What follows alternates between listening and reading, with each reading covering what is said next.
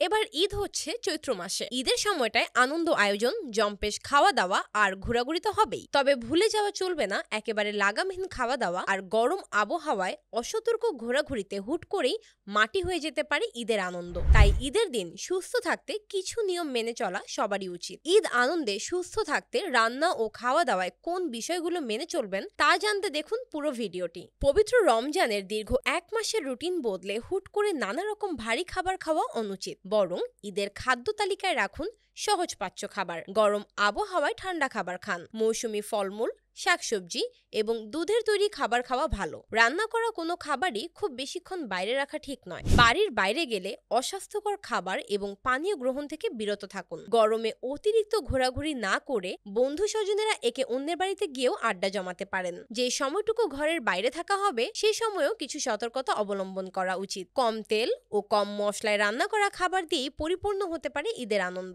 নানা রকম পানীয় বানাতে পারেন ঘরেই। অতিথি আপ্যায়নেও পানীয় দারুণ এক উপকরণ। টক দই বা মিষ্টি দইয়ের লাচ্ছি বানাতে পারেন। জিরা পানি, ফলের রস করতে পারেন। সবার জন্য তো বটেই। পানি খেতে গিয়ে কেউ সমস্যা অনুভব করলে তার জন্য পুদিনা পাতা বা ধনে পাতার মতো সাধারণ উপকরণ দিয়ে তৈরি করুন পানীয় দারুণ। কোমল পানীয়, প্যাকেটজাত পানীয় বা প্যাকেটজাত গুঁড়া দিয়ে তৈরি পানীয় এড়িয়ে চলুন অবশ্যই। এছাড়াও রান্না ও খাওয়া দাওয়ার ক্ষেত্রে আরো কিছু ছোট ছোট নিয়ম মেনে চললে ঈদ আনন্দের সাথে নিজের সুস্থতাও আপনি নিশ্চিত করতে পারবেন। নাম্বার 1, পোলাও রান্নায় ঘিয়ের বদলে সয়াবিন তেল ব্যবহার করুন। ঘি যদি ব্যবহার করতেই চান তাহলে কেবল ওপর দিয়ে ছড়িয়ে দিন, সেটিও অল্প। নাম্বার 2, জলপাই তেল বা সর্ষের তেল দিয়েও কিছু পদ তৈরি করতে পারেন। সালাদে ব্যবহার করতে পারেন জলপাই তেল। মাখন ও মেয়োনিজ বর্জনীয়। নাম্বার 3, মিষ্টান্নেও ঘিয়ের ব্যবহার কমিয়ে আনুন। চিনির বদলে মধু, তালমিছরি কিংবা ব্রাউন সুগার দিয়ে তৈরি করতে পারেন মিষ্টান্ন। নাম্বার 4, মাংসের চর্বি ফেলে দিন রান্নার আগে যতটা পারেন।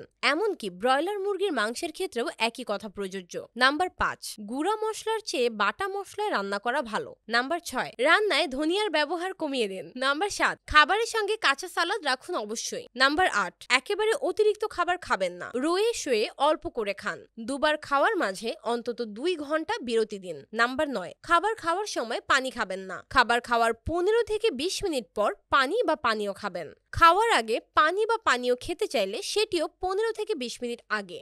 ঈদ মানে উৎসব, ঈদ মানে আনন্দ। তবে সেই আনন্দ করতে গিয়ে যদি স্বাস্থ্যের দিকে নজর না দেন তাহলে ভুল করবেন। তাই ঈদের দিন সুস্থ থাকতে এই ছোটখাটো নিয়মগুলো মেনে চলুন। আশা করি ভিডিওটি আপনাদের জন্য হেল্পফুল ছিল। এ ধরনের আরো নতুন নতুন রূপচর্চা ও লাইফস্টাইল সম্পর্কিত ভিডিও দেখতে আমাদের চ্যানেলটি সাবস্ক্রাইব করতে ভুলবেন না।